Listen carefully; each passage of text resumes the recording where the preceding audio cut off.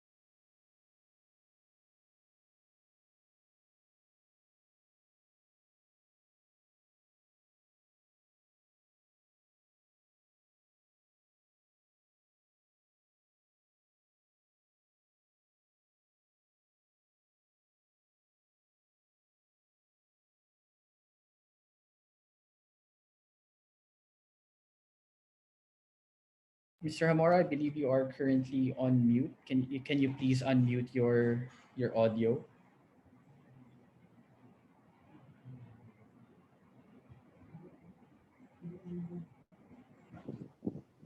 Okay. Uh, October is IBC's anniversary month, and we look forward for having you again for the IBC anniversary special of Iloilo Business Online. We continue to keep our family, business, and community safe by practicing health standards. We need to help our city and province battle COVID with your cooperation and generosity. Thank you, and here's to another enriching business conversation about our economy. Stay safe and good afternoon again. Thank you.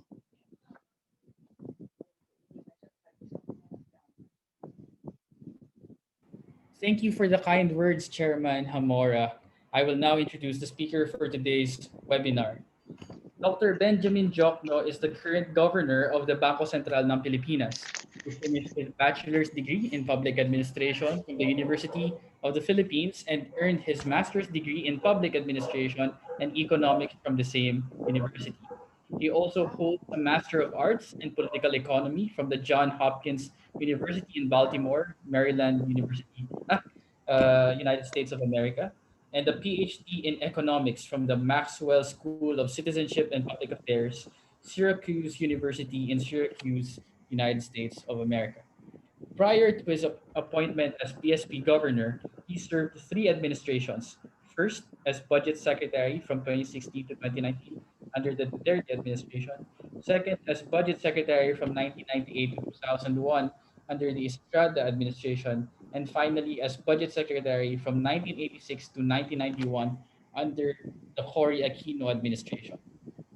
Some of the major policy reform contributions of Dr. Jokno include providing technical assistance to the 1986 tax reform program to simplify the income tax system and introduce the value added tax, initiating what you see is what you get policy to streamline the release of funds, sponsoring the internationally lauded Government Procurement Reform Act to modernize, regulate, and standardize government procurement activities in the Philippines, among others. Please join me in welcoming today's speaker, Dr. Benjamin E. Jokno. Thank you. Thank you, Brad. Distinguished guests, members of the IBC led by Juan Jose Zamora III, esteemed guests and partners in the financial services industry, ladies and gentlemen, maayong hapon sa inyong nga tanan. It is always a pleasure to engage with our stakeholders and partners and discuss our shared goals and development aspirations for our country. This coronavirus crisis is unlike any of the previous crises that we have experienced. It did not originate from financial sector vulnerabilities like the 1980 debt crisis, the 1997 Asian financial crisis, or the 2007-2008 global financial crisis. But the effects are strongly felt nonetheless. My presentation this afternoon will focus on key developments and updates on how the banking system is faring during the pandemic, the crucial role of banks as catalysts of economic recovery, and the BSP's strategies and relief measures to cushion the adverse effects of COVID-19 pandemic on the economy, particularly on individuals and businesses. Let me stress this: the Philippine economy is fundamentally strong. This is the result of over 2 decades of implementation of critical structural reforms. We have a sound fiscal position with manageable fiscal deficit and low levels of government indebtedness. We have low interest rates, manageable inflation, healthy external accounts with record high gross international reserves, and stable peso. In a sea of downgrades, international rating agencies maintain the country's investment grade status. S&P, Moody's, and Fitch affirm our investment grade sovereign rating. Japan Credit Rating Agency upgrade the Philippines to an A status. The same with RNI, which upgraded the Philippines to BBB+. Also, The Economist ranks the Philippines 6th among 66 emerging market economies and the first in Asia. No country or region is spared from the debilitating effect of the COVID-19 pandemic. The Philippine banking system is sound. Banks are well capitalized with high capital adequacy ratio above the BSP minimum regulatory requirement and the BIS international standard. Asset quality remained manageable during the pandemic as BSP survey revealed a low NPL ratio of 2.4% as of end July 2020 and projections of 4.6% by end December 2020. This is manageable by any standards and unlikely to grow to the levels we have seen during the 1997 Asian financial crisis. In particular, total deposit liabilities reached 14.2 trillion as of end June 2020, 10.8% higher than year ago's level. And here's a silver lining. The COVID-19 pandemic has become the unexpected catalyst for the accelerated digital transformation of the banking system. During the lockdowns, over 4 million digital accounts were opened and digital financial transactions grew exponentially. As of end August 2020, total PesoNet transactions reached 2.7 million with total value of 252.9 billion. This represents a growth of about 120% in volume and 70% in value, respectively, from the baseline end March 2020 level. Meanwhile, InstaPay-related transactions reached 29.5 million with total value of 141 billion as of end August 2020. This represents huge respective growth of 312% in volume and 206% in value compared to the end March 2020 level. Total assets of the banking system reached 18.6 trillion as of end June 2020, with an average growth rate of 11.5% in the last 10 years. The banking system's credit support for the financing requirements of individuals and businesses also continued during the pandemic. Total loan portfolios stood at 10.8 trillion pesos as of end June 2020, and this represents a 13.2% average growth rate in the last 10 years. Bank loans comprise 58.2% of the banking system's total assets and 57.4% of the country's nominal gross domestic product. Amid the pandemic, loan quality remains satisfactory as the banking system's non-performing loan ratio was at 2.5% as of end June 2020. Given the inherent resilience and positive correlation of financial sector development with economic growth, how can banks help in economic recovery? As the surge of COVID-19 cases around the world continues, business activities have been disrupted. The International Monetary Fund expects the global economy to contract by 4.9% this year, and the Philippines is not spared. The local economy declined by 9% in the first half of 2020, but the great fall was not because the economy was weak. It was because there is a need to shut it down, buy time, to delay the spread of the virus while we build our health capacity. Amid this challenge, the domestic banking system can be harnessed to support economic recovery. Specifically, they provide cash flow support to individual clients, micro, small, and medium enterprises. Banks are also our conduits in the accelerated promotion of digital banking and electronic payments transactions of our countrymen during the pandemic. On this note, our strategy of combating the COVID-19 pandemic with the help of the banking system is focused on four critical areas. First, to provide sufficient liquidity to support government's efforts of saving lives and revenues. Second, to maintain the stability of the financial system. Third, to ensure the continued delivery of financial services to the public. And lastly, to shore up confidence and cushion economic activity. In fact, the BSP has injected a total of 1.5 trillion pesos to the financial system. This is equivalent to about 7.6% of our gross domestic product or the size of the economy, as part of its liquidity easing measures to address the impact of COVID-19 pandemic. At this juncture, allow me to briefly discuss our various regulatory and operational relief measures to assist the BSP supervised financial institutions endure the health crisis, as well as to support households and business firms.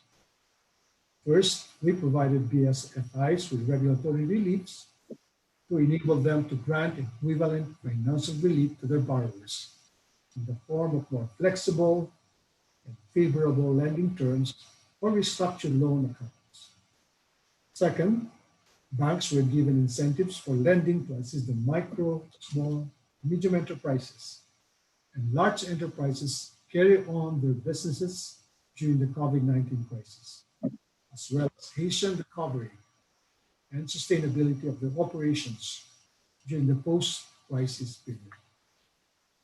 One of our more innovative incentives is that new loans to MSMEs and certain large enterprises that were critically impacted by the pandemic, but not part of a conglomerate, will now be recognized as a form of alternative compliance with the bank's reserve requirements, which I'll discuss further in the next slide.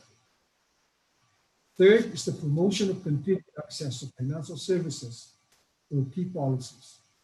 And this includes the relaxation of know your clients requirements, temporary suspension of all fees and charges covering online banking transactions, licensing and fund transfers, operational relief for foreign exchange transactions, and financial assistance in the form of loans, advances, or other credit accommodations granted by BSP supervised financial institutions.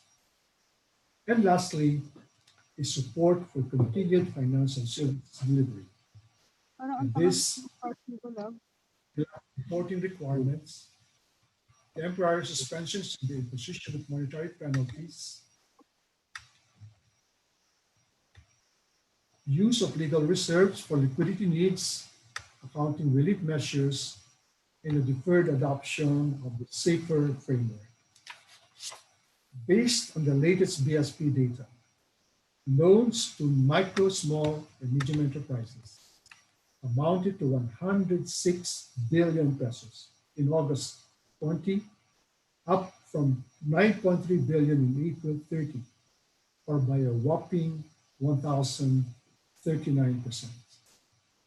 Meanwhile, loans to enterprises reached 13.6 billion, growing by 17 times since we started monitoring from the effectivity of BSP Memorandum Number M2020-46 on 29 May 2020. To address concerns about loan defaults, credit, and debt collection, we have extended for another 30 days grace period for loan payments, the 30-day grace period under Bayanihan 1. And under Bayanihan 2, we will implement the mandatory one-time, non-extendable 60-day grace period for loans and current status.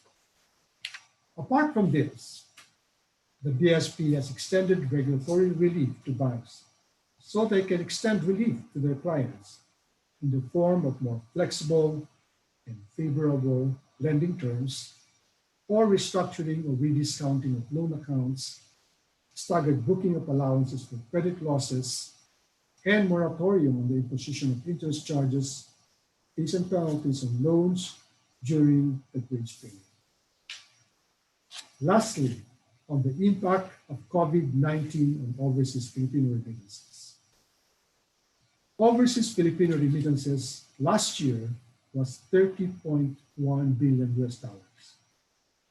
Our original projection before the coronavirus crisis is that OF remittances will increase by 5%. However, because of the crisis, we revised the forecast to minus 5%. But year to date, or from January to July, overseas Filipino remittances fell by just 2.4%, not 5%.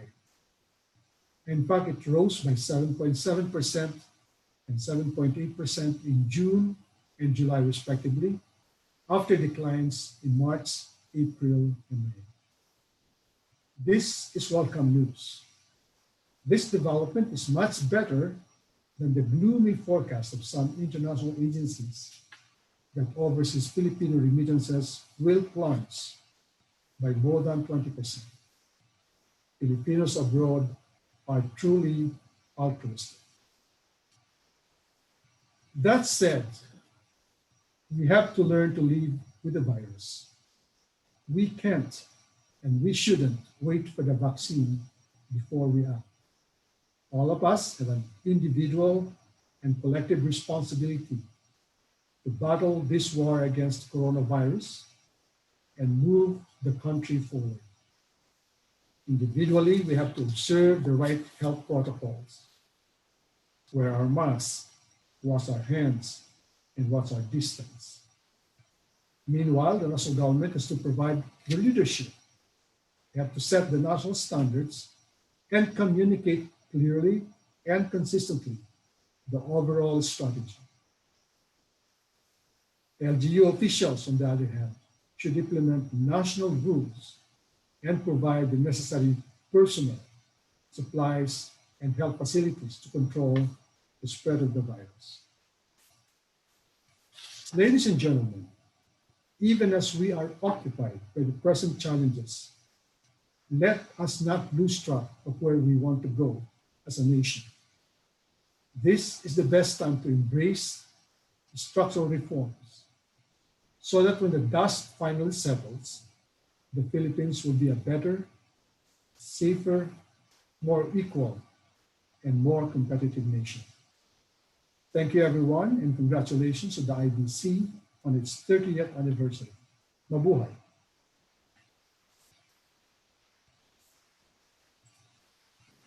Thank you, Dr. Jokno. So the Philippine economy is fundamentally strong. This is being echoed in every webinar that I have personally attended from both the private and public sector. Again, as bleak as things are now, we appear to be in a very good position to recover. In that light, I'd like to ask the first question as we open the floor to questions for Dr. Jokno. Doctor, what is your outlook for the Philippine economy in 2021? And which industries are you expecting to recover first and to recover the least? Now, first, let me emphasize, as I've said earlier, we entered the COVID pandemic in a relative position of strength. Now, amid the pandemic, we have pursued these critical reforms to keep the economy afloat. Number one, ensure that there is sufficient liquidity in the system. Second, shore up market confidence and cushions slowdown of economic activity. Third, sustain financial stability and extend relief to government or to financial institutions. Fourth, promote access to and delivery of financial services. This early, we have laid the groundwork for stability and prosperity in the medium term. So after a contraction this year, we are confident that the local economy will bounce back next year. Now, on the growth sectors, I think agriculture, construction, through the Build program, and the IT sector will lead this recovery. On the other hand, some sectors like foreign tourism and the MICE industry will lag behind in the recovery.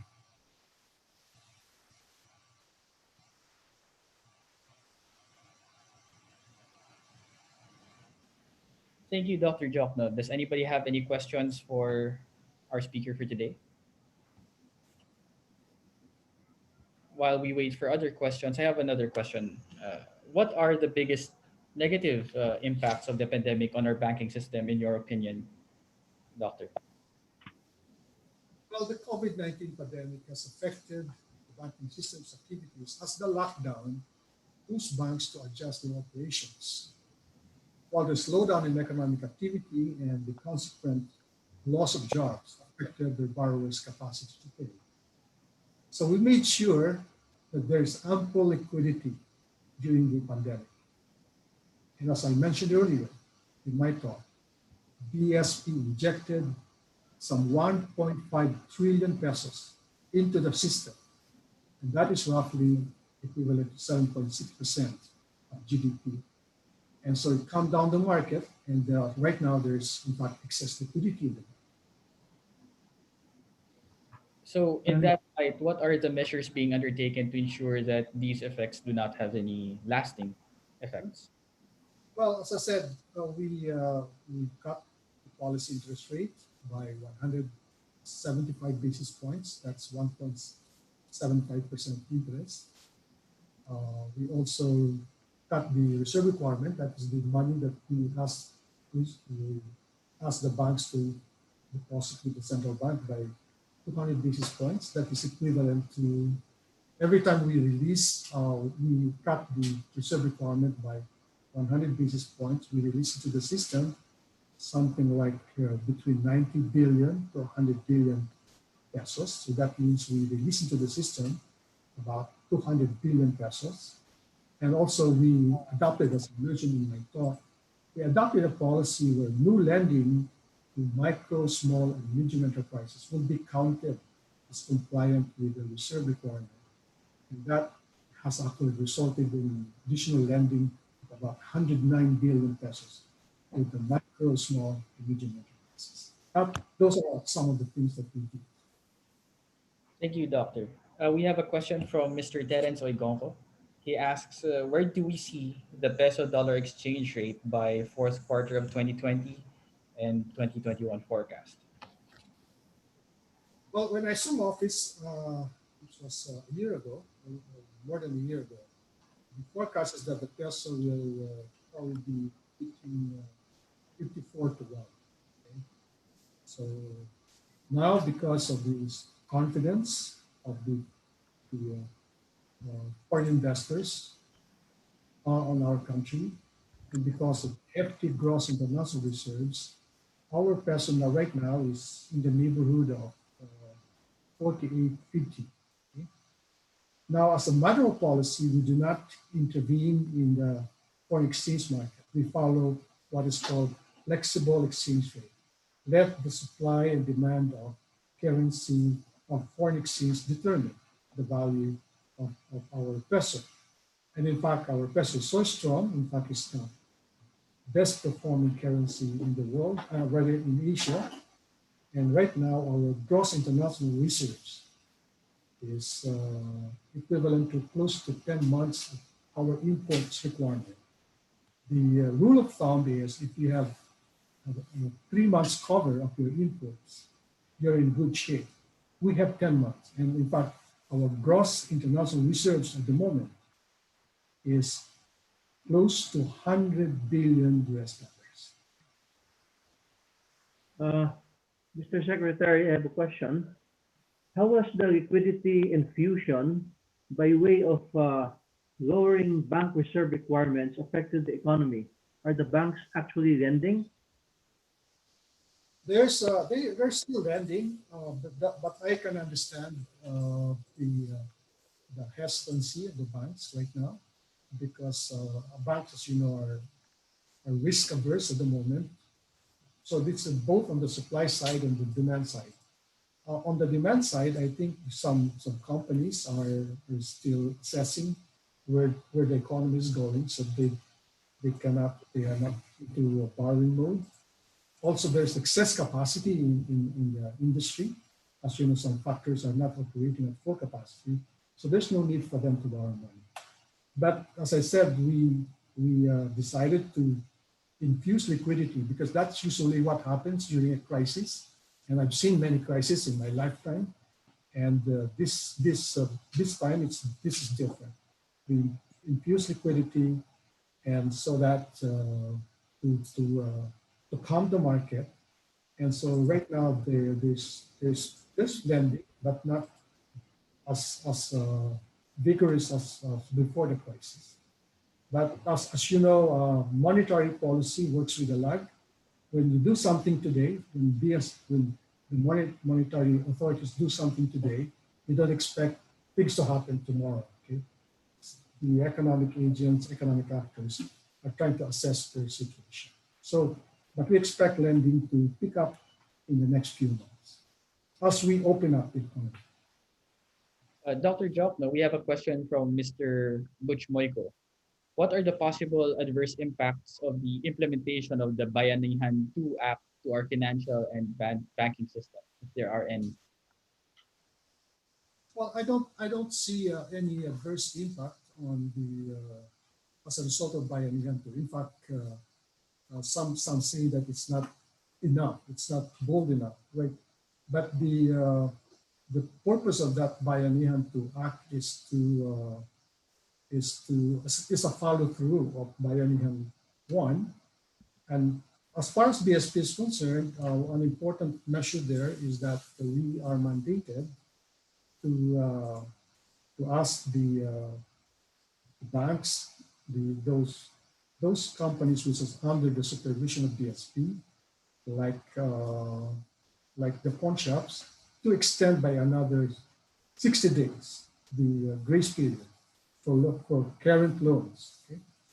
At the same time, we are actually authorized under that act to extend to the national government 10%, additional 10% of the average income for the last 3 years, which we estimate to be somewhere between 250 to 300 billion pesos, where we are asked to extend, if needed, by the national government to give them cash or or to lend them money for a period of 1 year, renewable for another year, only for this crisis. Doctor, given that there is a greater demand and need for contactless transactions, what is your opinion on cryptocurrencies like Bitcoin, for example? Well, as a matter of policy, we continue to provide an environment that encourages financial innovation, while at the same time ensure that the Philippines will not be used for money laundering or terrorist financing activities, that the financial system and the financial consumers are adequately protected rather.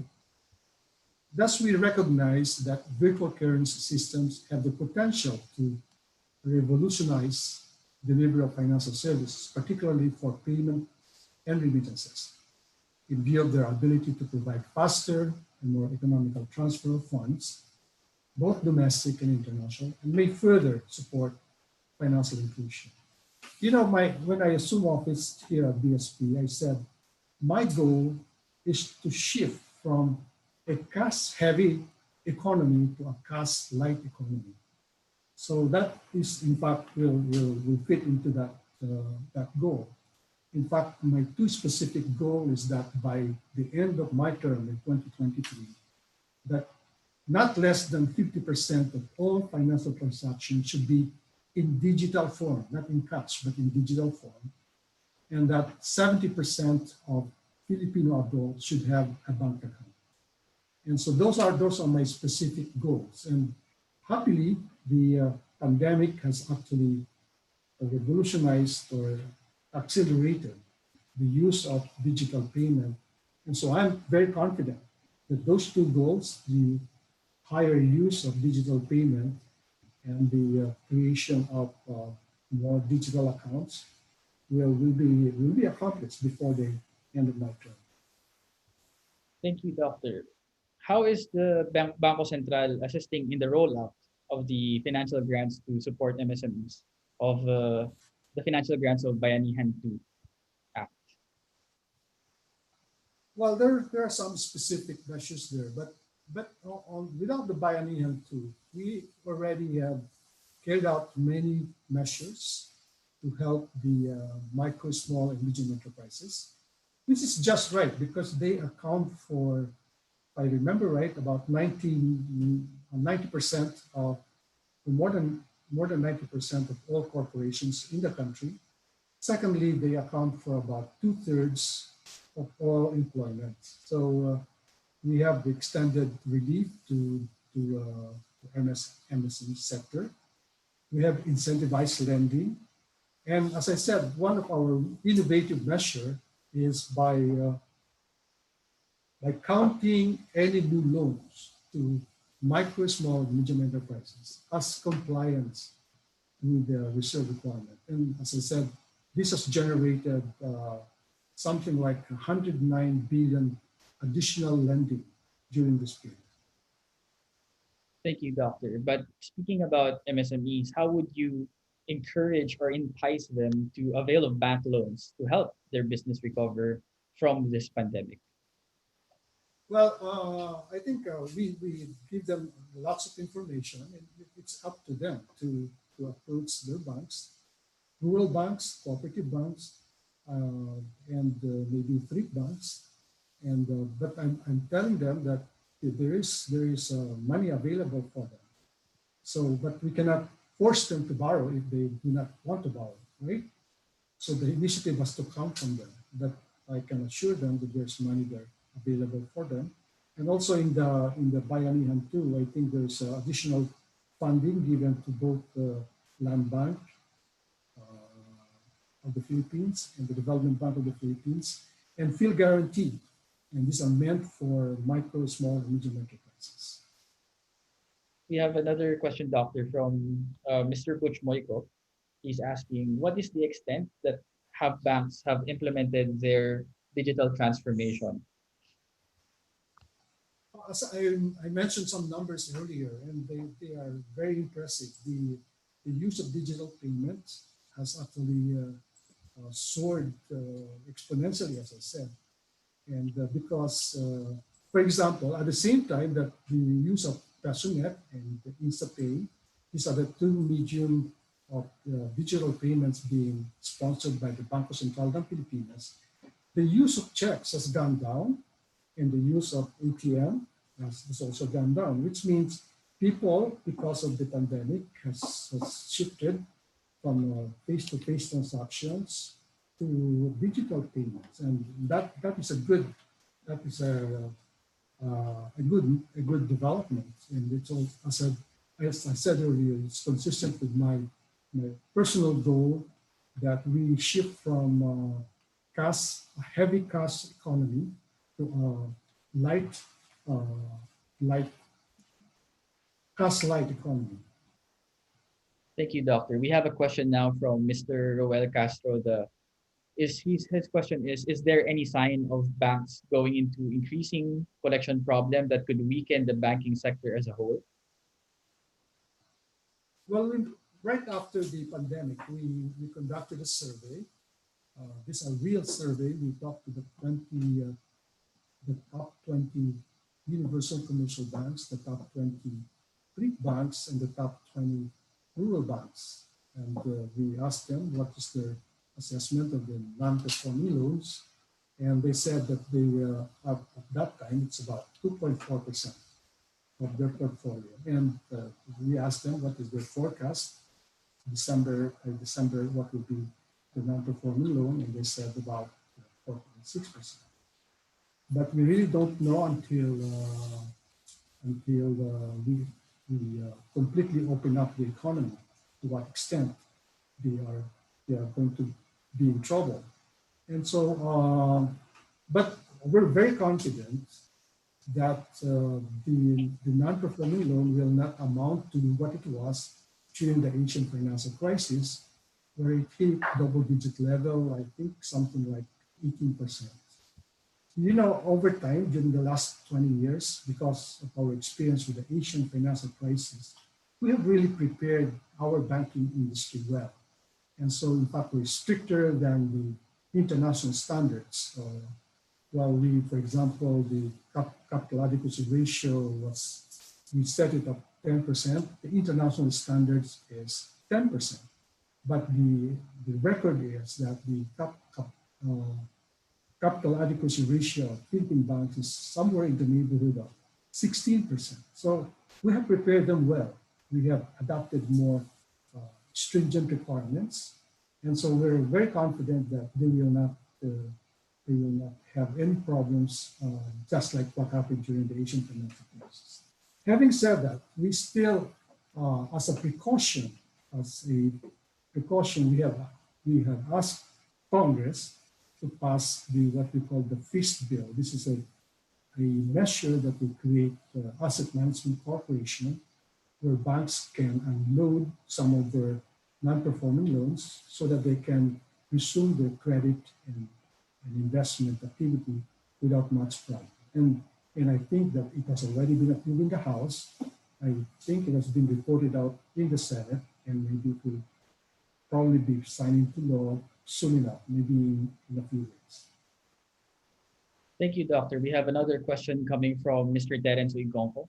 He asks, credit card interest rates will be cut to 2% per month from the current of around 3.25%.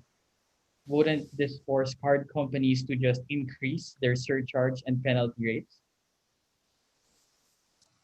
We are very, this is an important reform on our part.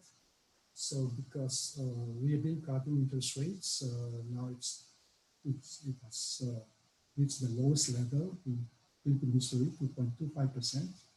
And so I thought that the 3.5% per month being charged by credit card is just out of line. So number one, we decided to put a cap, and we have the law to its legal cover. We are authorized by law to do that.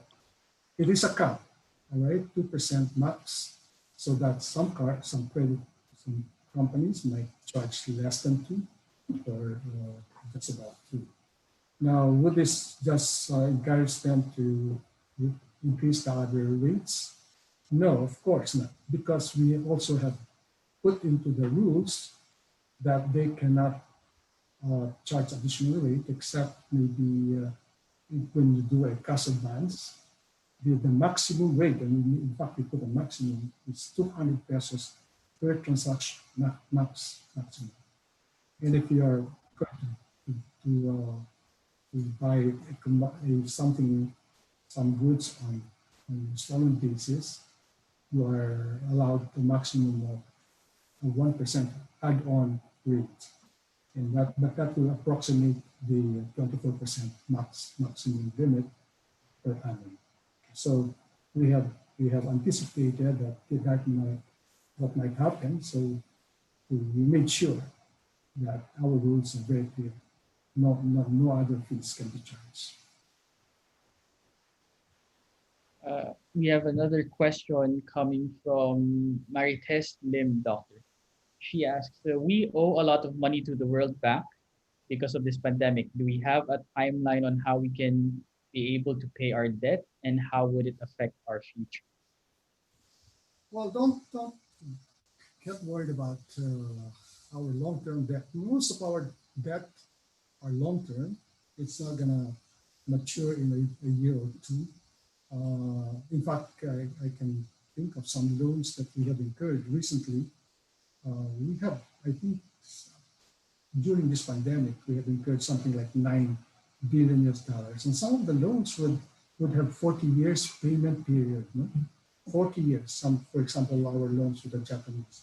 And they would have an interest rate of 0.3%, 0.03%. Okay? So this is the best time to borrow money because the interest rates are very low. And as I said, we started from a very strong position. Our debt to GDP ratio, which is the right metric, is when before the pandemic was less than 40%. That's the debt as percent of gross domestic product. In fact, it's 39.6%. Okay? The rule of thumb is if your debt to GDP ratio is less than 60%, you're in pretty good shape. And so among the Asian countries, we have one of the lowest. So as I said, less than 40%. And so we can pay. There's no risk that there will be a debt blowout as a result of our borrowing. And we want to make sure that we borrow at favorable rates. And as I said, so the rates are long-term and the interest rates are very good. We have a question here from Mr. Joseph Marzan, doctor.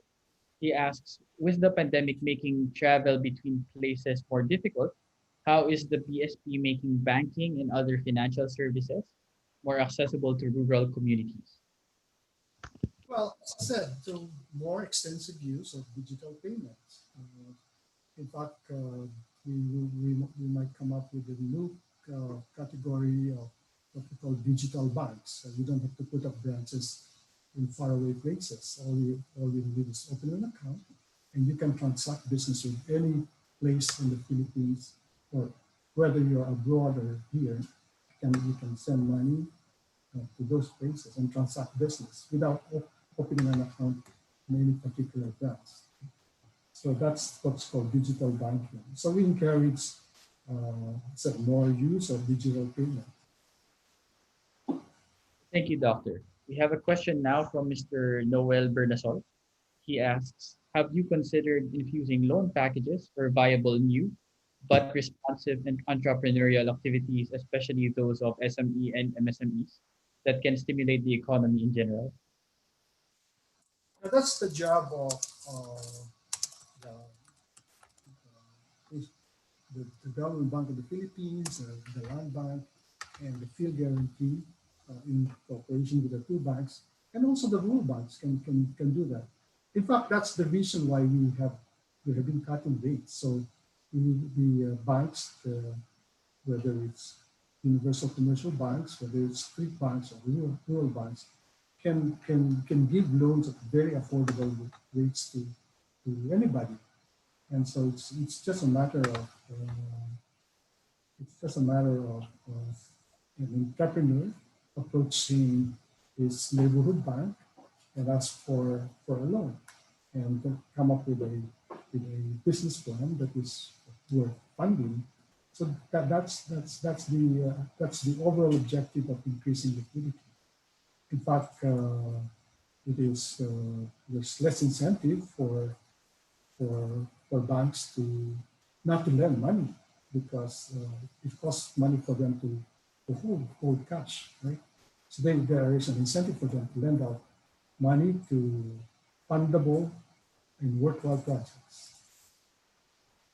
Thank you, Doctor. As we start to wind down with the last questions of this webinar, what are the current programs of the BSP regarding financial literacy, like the familiarization of bank products and the importance of savings?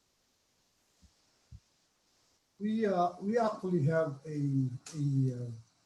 unit of BSP that is dedicated for financial inclusion. We really want to increase the financial literacy of Filipinos. Okay? And so we have joint programs with the DTI and the two networks of microfinance non-governmental organizations to facilitate information sharing and greater access to finance for MSMEs served by DTI negotiation centers. And we also have, we partner with the Civil Service Commission, we partner with Armed Forces of the Philippines, partner with the Department of Labor and Employment with respect to FW. So we are actively seeking out in order to increase the literacy of our countrymen. We even have programs with deaf heads, okay, so that the what are some we have some lessons that could become part of the regular curriculum, so that at a very young age we can educate our children, our boys and girls, on the advantages of saving money and investing for the future. Thank you, Doctor. And to the final question, how can the BSP help the academe improve the workforce skills of those workers in the banking industry? Exactly. We partner with DepEd, and we of course support any academic activities which are worthwhile. Also, for example, we have tie-ups with the Philippine Economic Society. We have tie-ups with the Philippine Institute for Development Studies, and we conduct research. And that is, of course, our primary goal is to bring the BSP closer to the Filipino people. And so we continue to educate them, continue to have, we continue to use the social media to promote what the BSP is doing for them. Thank you. Thank you, Doctor. So this marks the end of our webinar. We are in a strong position to recover because of our strong position before the pandemic.